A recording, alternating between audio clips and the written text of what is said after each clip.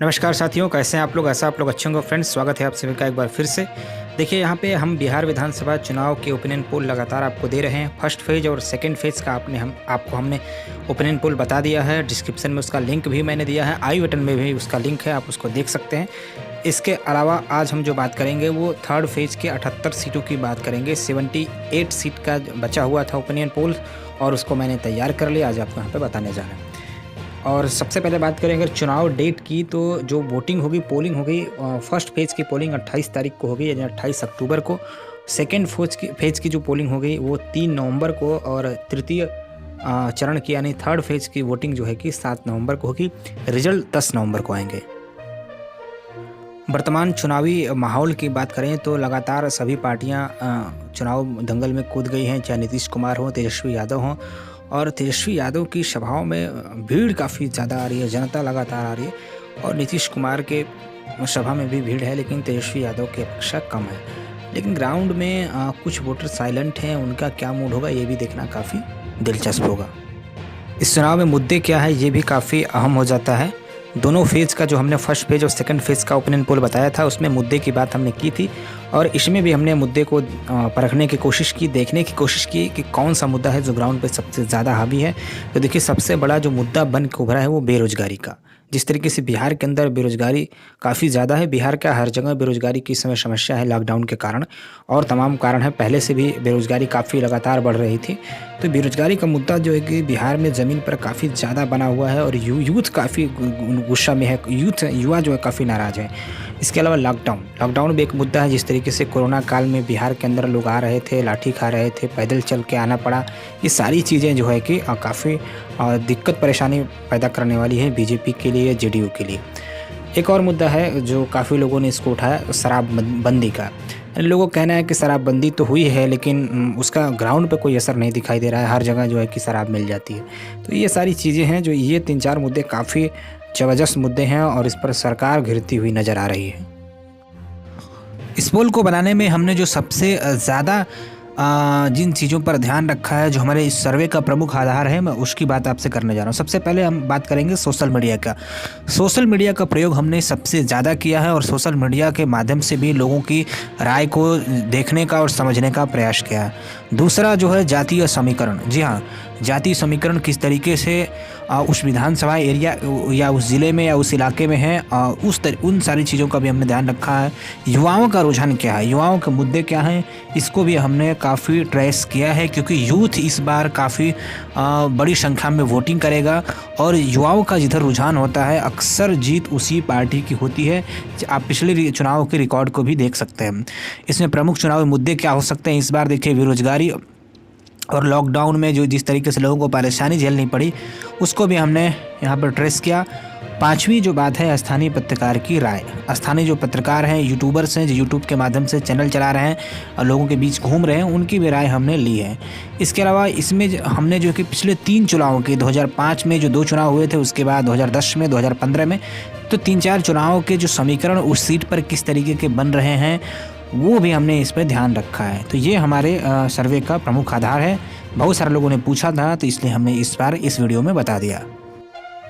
चलिए, इस पोल में हम आगे बढ़ते हैं। इस ओपिनियन पोल में सबसे पहला हमने सवाल यही किया था कि बिहार का मुख्यमंत्री कौन बनेगा, कौन होगा अगला बिहार का मुख्यमंत्री। देखिए, हमने 3 ऑप्शन सामने रखे थे, तेजस्वी यादव, नीतीश कुमार और कोई अन्य में पुष्पम प्रिया, पप्पू यादव, उपेंद्र कुशवाहा और जितने भी नाम हैं यहाँ पे, चिराग पासवान, इन सभी लोग अन्य में इंक्लूड हैं।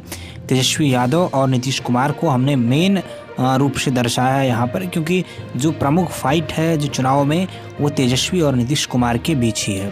तो देखिए, अगर हम बात करें यहाँ पर तेजस्वी यादव की, तो तेजस्वी यादव को सबसे ज़्यादा लोगों ने पसंद किया है। थर्ड फेज़ में भी तेजस्वी की लोकप्रियता बरकरार है। तेजस्वी को 44% लोगों ने पसंद किया है। वहीं हम बात करें नीतीश कुमार की, तो नीतीश कुमार को 38% लोगों ने, 38% लोगों ने पसंद किया है। अन्य की बात करें, अन्य में सभी लोगों को हमने रखा है, तो अन्य को 18% लोगों ने पसंद किया है। तो इस तरीके से देखा जाए तो जो पिछले हमारे फर्स्ट फेज़ और सेकंड फेज़ के सर्वे थे, उसके हिसाब से इसमें लोकप्रियता में थोड़ा सा तेजस्वी की गिरावट आई है, और नीतीश कुमार की लोकप्रियता में बढ़ोतरी हुई है। लेकिन फिर भी गैप जो है कि अभी 4% का हमारे इस सर्वे में है। तो कुल मिलाकर के बिहार के अगले मुख्यमंत्री के रूप में किसको देखना चाहते हैं, हमने जो जनता से सवाल किया उसमें सबसे ज़्यादा लोगों ने तेजस्वी प्रसाद यादव को पसंद किया। चलिए फिर इस पोल में हम बढ़ते हुए आगे आपको बताते हैं कौन सी पार्टी को थर्ड फेज में कितनी सीटें मिलने की संभावनाएं हैं। थर्ड फेज में जो 78 सीटों पर चुनाव हो रहा है और ये इस पर वोटिंग जो है कि 7 नवंबर को होगी। देखिए थर्ड फेज में भी जो प्रमुख लड़ाई है वो महागठबंधन और एनडीए के उम्मीदवारों के ही बीच है। इसके अलावा उपेंद्र कुशवाहा जो अपना फ्रंट बनाए हैं मायावती और ओवैसी के साथ मिलकर, उनको भी 1-2 सीटों पर कहीं ना कहीं जो है कि लड़ाई में हम देख रहे हैं। इसके अलावा अदर्स की बात करें तो पुष्पम प्रिया हैं, पप्पू यादव हैं, ऐसे लोग भी हैं जो एक आध सीटों पर जो है कि अच्छा जो है कि कर रहे हैं। लेकिन कुल मिलाकर देखा जाए तो हर जगह जो है कि महागठबंधन और एनडीए के बीच ही कड़ी टक्कर है। चलिए अगर हम बात करें महागठबंधन में किसको कितनी सीटें मिलेंगी, तो सबसे पहले हम बात करते हैं राष्ट्रीय जनता दल यानी आरजेडी को। तो आरजेडी को इस बार जो है कि 78 सीटों में 30 सीटें मिल सकती है, यानी काफ़ी अच्छा कर रही है आरजेडी। थर्ड फेज में भी आरजेडी को काफ़ी अच्छी बढ़त मिल रही है और राष्ट्रीय जनता दल को यहाँ पे थर्ड फेज में 78 सीटों में 30 सीटें मिलती हुई दिखाई दे रही हैं।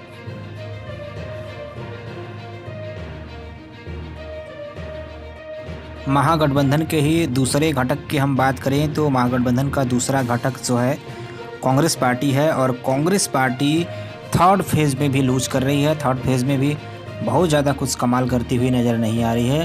कांग्रेस पार्टी को थर्ड फेज़ में भी 8 सीटें मिलती हुई दिखाई दे रही है। फर्स्ट फेज़ में भी 8 सीटें, सेकेंड फेज़ में भी कांग्रेस को 8 सीटें मिल रही थी और थर्ड फेज़ में भी कांग्रेस 8 सीटों पर मजबूत है, 8 सीटें निकाल सकती है। चलिए हम भाकपा माले, सीपीआई और सीपीएम की बात करें तो ये दल भी सभी महागठबंधन के ही घटक दल हैं। और अगर हम सभी लेफ्ट पार्टीज़ की बात करें तो सभी वाम दल मिला करके यहाँ पे थर्ड फेज में 5 सीटें जीतने में कामयाब हो रहे हैं। यानी वाम दल इस बार जो है कि अच्छा खासा प्रदर्शन करते हुए दिखाई दे रहे हैं, यानी पिछले बार से बहुत अच्छा इनका प्रदर्शन है। 5 सीटें वाम दल जीत सकते हैं। चलिए हम अब दूसरे गठबंधन की बात करें तो दूसरा गठबंधन है एनडीए, यानी सत्ताधारी गठबंधन। नीतीश कुमार के नेतृत्व में एनडीए बिहार में चुनाव लड़ रहा है। इसमें सबसे पहले जो है कि पार्टी की बात करें तो वो है भारतीय जनता पार्टी। बीजेपी को 78 सीटों में कितनी सीटें मिल सकती हैं थर्ड फेज के, चूँकि आधा सीटों पर दोनों लड़ रहे हैं, तो बीजेपी यहाँ पे थर्ड फेज में 20 सीटें जीतती हुई दिखाई दे रही है। थर्ड फेज में बीजेपी को 20 सीटें मिल सकती हैं। 20 सीटों पर काफ़ी मजबूत स्थिति में भारतीय जनता पार्टी, जेडीयू से अच्छा बीजेपी थर्ड फेज में करती हुई दिखाई दे रही है। बीजेपी को 20 सीटें जो है कि थर्ड फेज में मिल सकती हैं। एनडीए के दूसरे घटक यानी जेडीयू की बात करें, नीतीश कुमार के पार्टी की बात करें तो जेडीयू को इस बार काफ़ी नुकसान उठाना पड़ रहा है।